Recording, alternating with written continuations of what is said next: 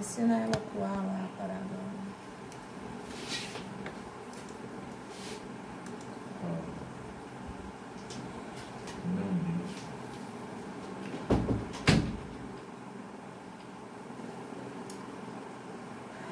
Boa noite, turma. Vamos iniciar nossa aula, né? 16 do 4, pena 1. Dando boa noite aos meus queridos alunos, todos presentes, acredito que uma maioria, né? Então, vamos dar início aí. Como eu falei na aula anterior a de vocês, que foi penal 2, eu iniciei perguntando se vocês verificaram o material que está disposto no SIGU para vocês. Vocês estão me ouvindo bem?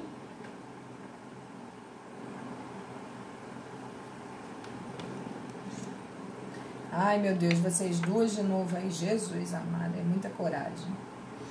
Mas vamos lá. Eu percebo a coragem, muita coragem mesmo.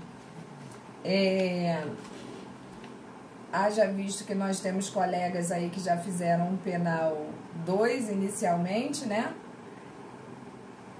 Creio que todos estão de posse do material ou ainda não? Boa noite. Vocês viram que eu postei lá um material para um trabalho de avaliação e postei umas questões para que nós pudéssemos responder durante a aula. Essas questões vocês devem ter em mãos, não para agora, né? Porque a gente vai acabar tentar dar um gás aí no nosso material, para ver se a gente acaba isso aí rápido. E posteriormente a gente faz, né, aquelas perguntinhas básicas e a gente tenta corrigir em sala de aula. Bom, eu postei lá todo o critério de avaliação, né, que eu vou requerer de vocês para o nosso trabalhinho. E antes de nós começarmos nossa aula, eu vou falar com vocês sobre eles, a mesma coisa que eu fiz com a turma anterior. Apesar de já estarem postados lá todas as regras, né? O que eu quero de vocês é que vocês prestem atenção àqueles critérios ali, que eles vão ser utilizados verdadeiramente, e que vocês efetuem a pesquisa enviando para aquele e-mail, não esquecendo que deve ser enviado em PDF para que não desformate, né?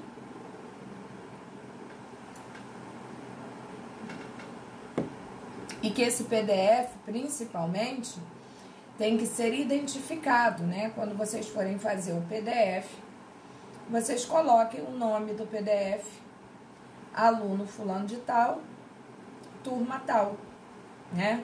Penal 1, Santa Cruz, noite, seria o suficiente. Então, o que eu quero? Eu quero que vocês façam a pesquisa.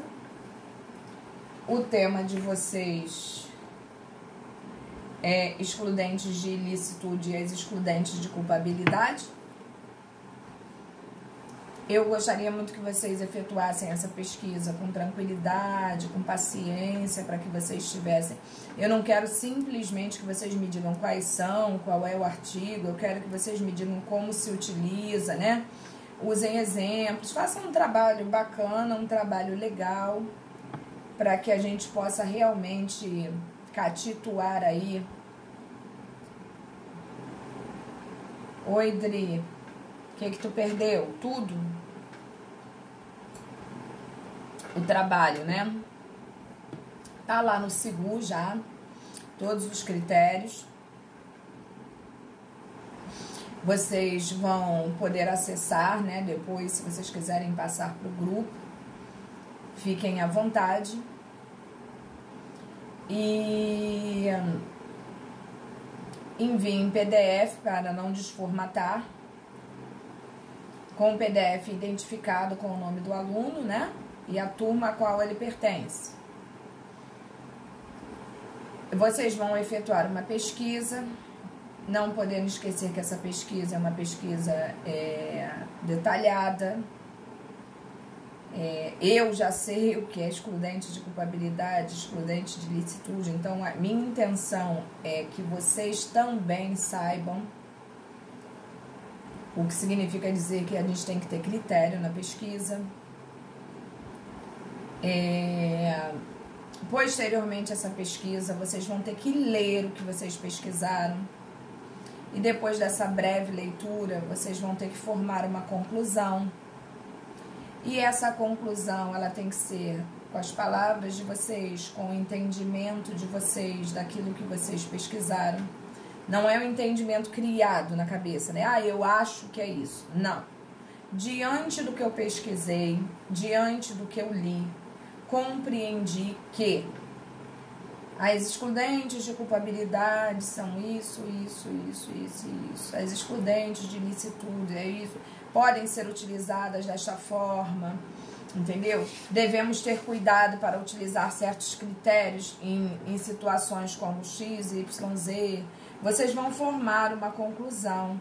Não precisa ser uma conclusão gigante, mas que seja uma conclusão que realmente relate, detalhe ali o seu entendimento, o conhecimento adquirido por você.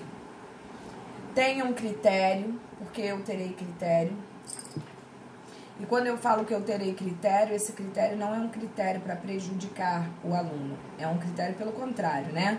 Eu vou estar avaliando o aluno de acordo com aquilo que ele ali colocou. E não só isso, né, gente? Uma conclusão, eu não quero uma conclusão da internet, sob pena de você zerar o seu trabalho. Eu quero uma conclusão sua.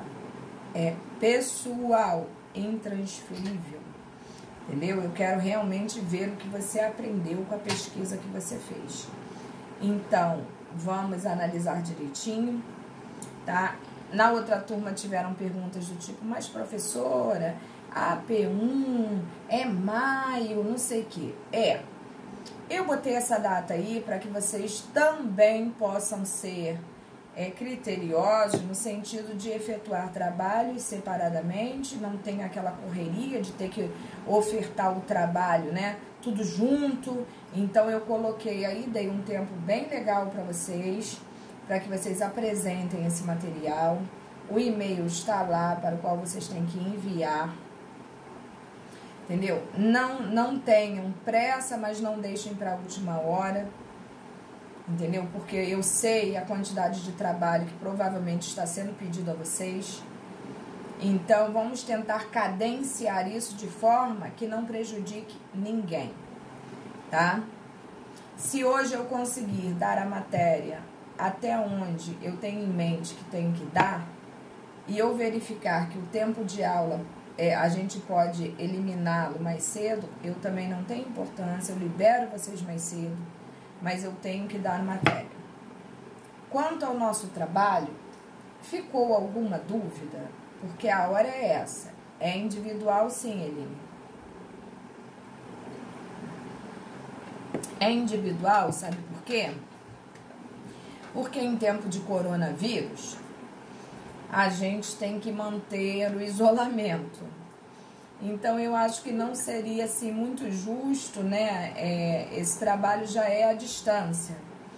Então, se eu colocar em dupla, eu vou estar criando um problema muito sério, né?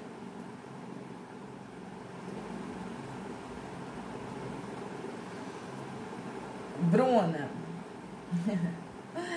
É verdade, Tiago. É muito sério o problema que eu vou estar criando, né?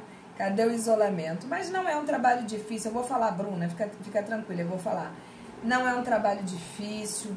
Eu procurei um tema bem leve, só para que vocês pudessem ter ideia realmente da diferença, porque às vezes a gente dá em sala de aula, o aluno consegue perceber, ele consegue até entender, mas ele não consegue se aprofundar ao contexto. Então, quando eu faço vocês pesquisarem, estão sendo gravadas, Keila, e elas estão sendo postadas no YouTube. Eu já passei para vocês até como entrar, não passei não?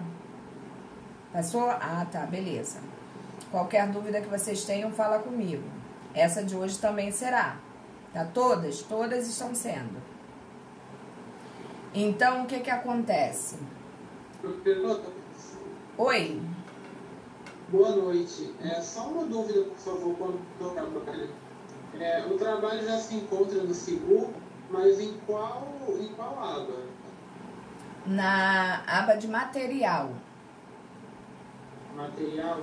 Isso. Obrigado. Se não me falha a memória, está com a data de hoje. Se vocês quiserem até, um colega pode pegar, tirar do Sigu e postar no grupo de vocês, né?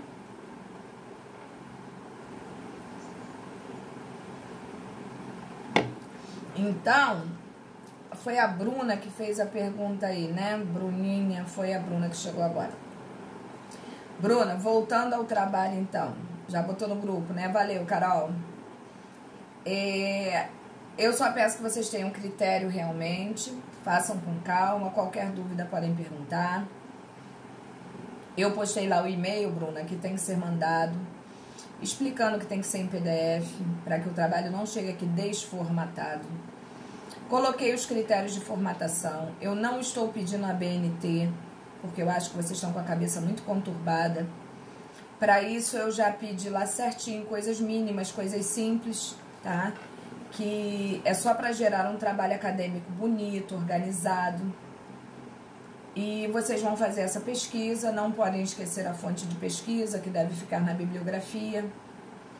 E que a conclusão, que para mim é o mais importante do trabalho, deve ser efetuado com o entendimento do aluno diante daquilo que vocês vão pesquisar e que vocês analisaram diante da pesquisa que fizeram. Essa conclusão eu não abro mão que seja de vocês, não quero conclusão da internet, até porque, como eu falei anteriormente, eu leio, e se eu perceber que eu tenho uma conclusão da internet, eu zero mesmo o trabalho. Tá aí uma coisa da qual eu não tenho, assim, muito jogo de cintura, sabe? Porque eu confio tanto nos alunos que eu tenho, mas eu confio tanto que eu sei da capacidade que vocês têm de formular na cabeça uma situação da qual vocês acabaram de pesquisar, e eu sei que vocês são extremamente capazes de entender. Então, vocês vão passar só para o papel aquilo do entendimento de vocês e se posicionar de maneira justificada, né? É só isso. No mais, qualquer dúvida. Quase uma monografia, que vergonha, Keila. Meu Deus do céu, Senhor do céu. Não, uma monografia não. Não tem esses critérios monográficos, não. Fique tranquila, tá? É coisa simples mesmo. É só para dar uma organizada, tá? Até porque tem aluno que deixa para a última hora. E sabe o que acontece, Keila? Vocês que estão aqui o tempo todo atuando na aula, que participam, que fazem os trabalhos, né? Que a gente está sempre junto aqui, debatendo, trocando ideia, porque isso é muito importante. Não são só vocês que aprendem, eu também aprendo com vocês. E aquela coisa de desmistificar, o professor não sabe tudo. Às vezes alunos chegam com umas coisas assim que realmente fazem a gente pensar, entendeu? E avaliar posteriormente a situação. Então, tenham calma, tá? Tudo dará certo, vocês serão muito bem avaliados, tenho certeza disso. E, no mais, o que vocês tiverem de dificuldade, vocês me perguntem, que obviamente eu tô aqui para isso, né? O trabalho é tranquilo, tô garantindo a vocês vão ter muita fonte de pesquisa, é rico, vocês vão ter facilidade em achar, então acalmem o coraçãozinho de vocês, tá bom? Mais alguma dúvida que eu possa sanar?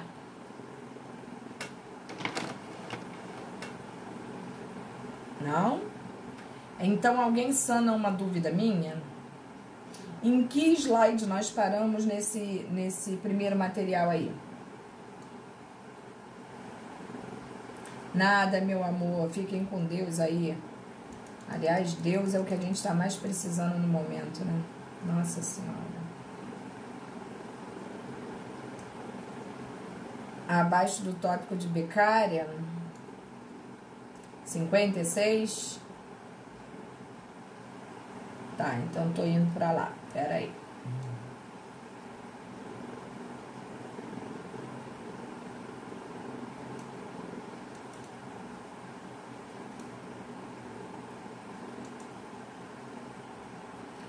Nós paramos então no 56, no justnaturalismo. Falamos sobre o justnaturalismo. Iríamos entrar na escola naturalista. Beleza.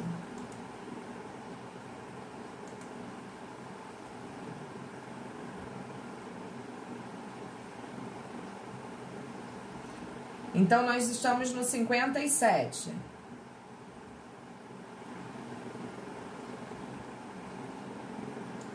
Espera aí. Entendi. Bom, então vamos lá. Vamos dar o 56 para a gente dar seguimento. Beleza. Valeu, Letícia. Beleza, gente. Vamos lá, então. Bom, nós falamos do justnaturalismo, chegamos a falar na aula passada alguma coisa, né? E agora a gente vai falar um pouquinho mais, apesar do material ser muito assim, curtinho, né? Entre uma escola e outra, entre um período e outro, acho que dá pra gente entender perfeitamente que não é só uma questão de cronologia temporal, mas sim de entendimento de por que essas mudanças acarretaram até em dias atuais alguma evolução para a gente dentro daquilo que seria o nosso direito penal, tá? Então, vamos lá. O justnaturalismo atual constitui um conjunto de princípios amplos dos quais o legislador deverá deduzir e compor a ordem jurídica. Os princípios mais citados referem-se ao direito à vida, à liberdade, à participação na vida social, à segurança e outras coisitas mais, né? O que a gente tem que ter em mente nesse sentido aí é o seguinte, é que o justnaturalismo ele se baseia quase que num direito natural. Quando a gente falava dos tempos remotos, lá no início das nossas aulas, né, no nosso materialzinho aí número 1, nós chegamos a comentar que não existia ainda um direito, né, legislado e que não existia ainda a imposição da justiça e do direito como a gente vê hoje. Mas que as pessoas, por viverem em sociedades, ainda que em uma sociedade pequena, né, em pequenas sociedades existentes, vamos colocar assim, elas tinham um contexto de vida social, onde elas tinham perfeita ideia do quê? De que isso daqui é meu e não deve ser tocado, isso daqui é seu e eu não devo tocar. A minha família é uma coisa que deve ser protegida e a sua também. Isso significa que deve haver um respeito social, apesar de não haver um direito que me norteie. Todos nós, se formos atacados por alguém na rua, a gente vai tentar se defender imediatamente, porque isso é natural do homem. Essa necessidade de defesa da própria vida. E por isso que a nossa Constituição hoje consagra isso como um direito baseado num direito que a gente tem naturalmente, tá? Por quê? Porque independente de lei, independente de qualquer situação, isso já é uma coisa inerente ao homem, intrínseca ao homem. Por isso, a gente costuma dizer que essa é a base do justnaturalismo, entendeu? Onde o homem, por si só, ele já tem dentro da sua consciência as necessidades da qual ele precisa ter esse conhecimento para a vida social. O maior exemplo que a gente pode dar disso é aquela história da caverna, que lá atrás eu comentei com vocês. Nos tempos primitivos, eu achava uma caverna, a caverna estava vazia, eu resolvia que ali deveria ser minha moradia, e qualquer pessoa de fora que visse eu morando ali, ela também tinha perfeita consciência de que aquele local ali de moradia, apesar de não existir um título como hoje, né, esta casa é sua, mas entendia-se perfeitamente que aquela dali era a minha casa e que se alguém entrasse para invadir, eu teria o direito de me defender. Isso é um direito natural, né? Se a gente parar para analisar, até os dias atuais, quando alguém invade a nossa casa, a gente se sente não só no direito, mas na obrigação de fazer uma defesa. Né? Então, vocês percebam como isso veio trazendo esse ranço, né? essa sequela, né? Para os tempos atuais. Então, a segurança, como a gente fala ali, a vida, a liberdade, a segurança, todo e qualquer momento do mundo onde o homem existiu, se nós pararmos para analisar, analisarmos, né, a gente vai ver que ele viveu em sociedade, ainda que pequena, mas viveu em sociedade. E como qualquer ser humano que é considerado ser gregário, nós, se observarmos, ainda que não exista lei, existiam regras que norteavam essa sociedade. E essas regras naturais é que a gente usa, é que a gente se faz, né, para a utilização quando a gente fala do justnaturalismo. O justnaturalismo, ele apregoa que o homem, por si só, ele tem essa consciência das necessidades, dos direitos, dos deveres, né? Não é muito bem assim, mas inicialmente foi assim. Então, ó, é bastante claro o elo que existiu e ainda existe entre o direito natural e o direito penal, pois os princípios abordados pelo justnaturalismo, especialmente os correspondentes aos direitos naturais, estão devidamente enquadrados no rol dos bens jurídicos assegurados pelo direito penal. Quais são? Liberdade, vida, patrimônio, vistos de maneiras diferenciadas, né? Muito mais protegidos porque hoje existe uma lei, né, que está positivada, mas se nós pararmos para analisar, preserva todo aquele modo de entendimento e enquadramento do direito natural, do justnaturalismo. Deu para entender isso daí ou não?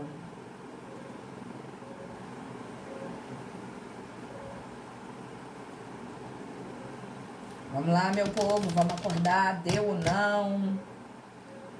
Sim, todos entenderam? Beleza. Tranquilo.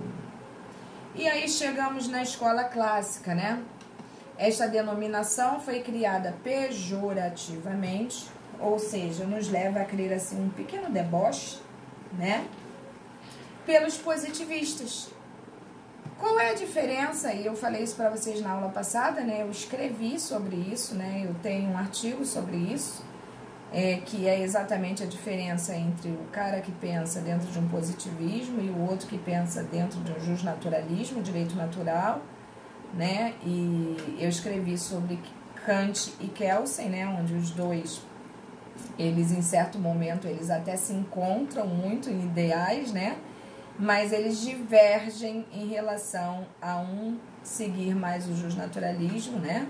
E o outro ser mais positivista. E o positivista, ele segue muito mais a lei do que essa situação de achar que o homem é um ser capaz de naturalmente reconhecer o certo e o errado e dentro de suas virtudes saber lidar com isso, né? Então, a escola clássica era formada por um conjunto de escritores, pensadores, filósofos e doutrinadores que adotaram as teses ideológicas básicas do iluminismo, que nada mais era do que a razão, né? Você sai das trevas a partir do momento que você adquire conhecimento, que foram expostas magistralmente por Beccaria. Há, no entanto, 3 grandes jurisconsultos, os quais podem ser considerados os iniciadores da escola clássica, que são eles Gian Domenico, né, que é da Itália, Jeremias Bacon, da Inglaterra, e Anselmo, da Alemanha. Esses são os precursores da escola clássica.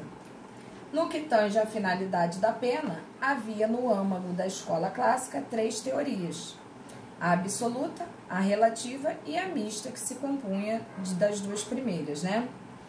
Então, uma que percebia a pena como uma exigência de justiça, a outra que assinalava ela um fim prático de prevenção geral e especial.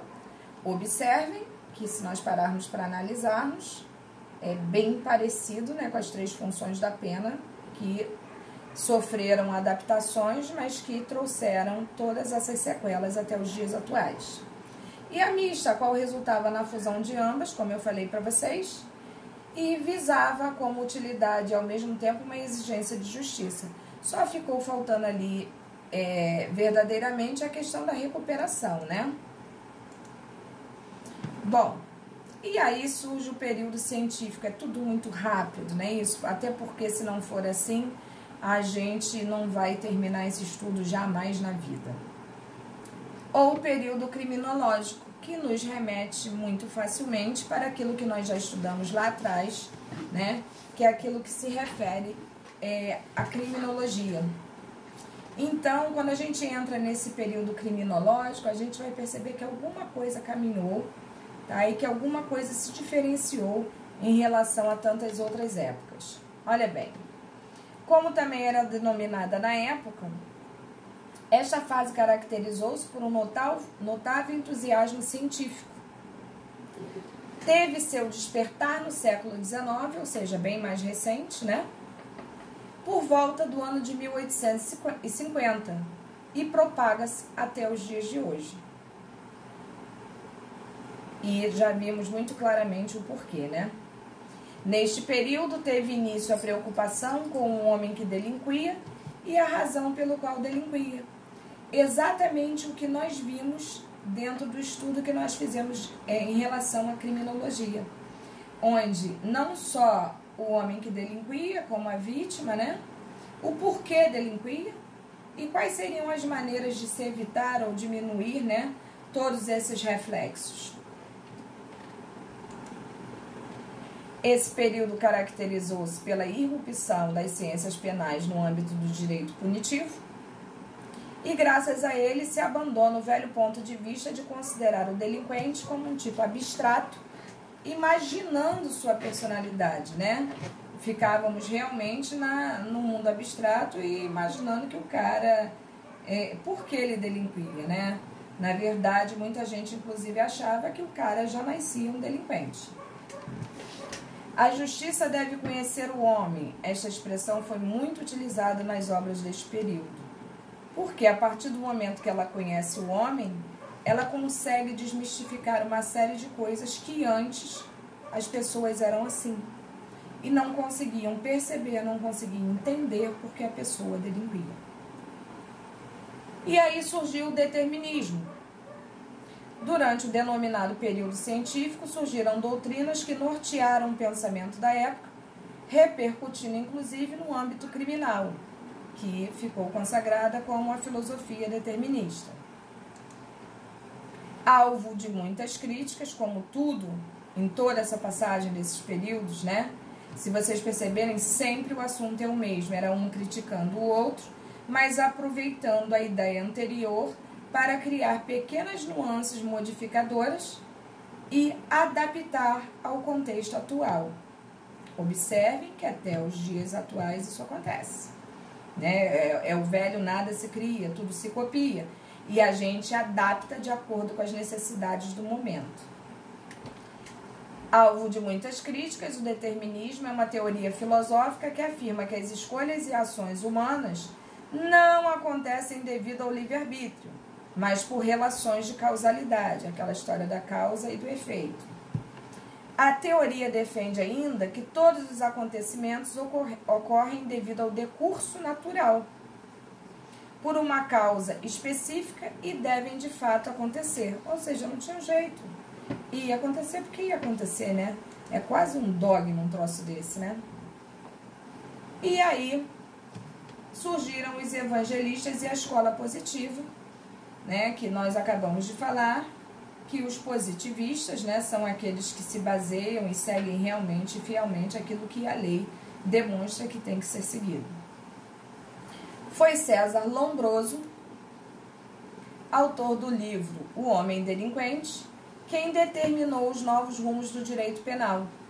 Ou seja, foi um cara que teve um peso, né? Ele pesou realmente para todas essas mudanças. Após o período humanitário, através do estudo do delinquente e a explicação causal do delito. O ponto central das compilações de Lombroso é a admissão do delito como fenômeno biológico, olha isso, observem isso, e o uso do método experimental para estudá-lo.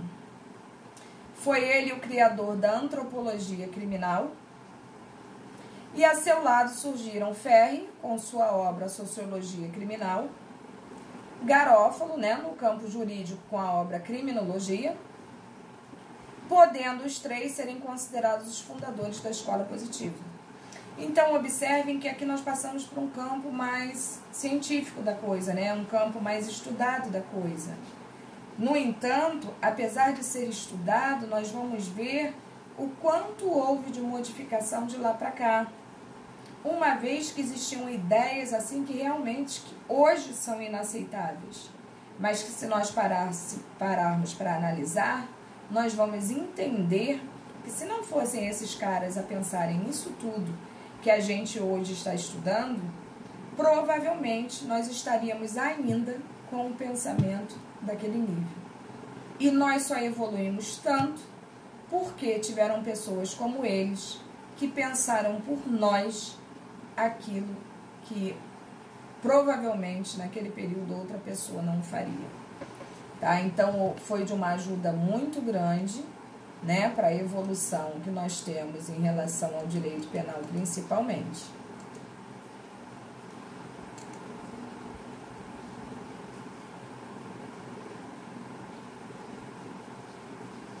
Bom, então, olha o que Lombroso defendia, gente. A existência de um criminoso nato. O cara nasce criminoso. Caracterizado por determinados estigmas somatopsíquicos e cujo destino indeclinável era delinquir. Ele nasceu para aquilo ali. Sempre que determinadas condições ambientais se apresentassem de forma favorável.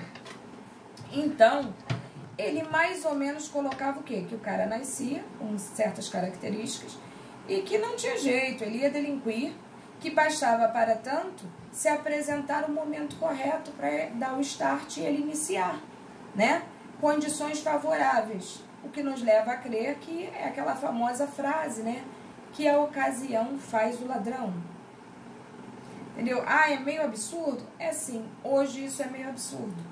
Porém, para aquele período ali histórico, era o mais acertado a se pensar provavelmente, né?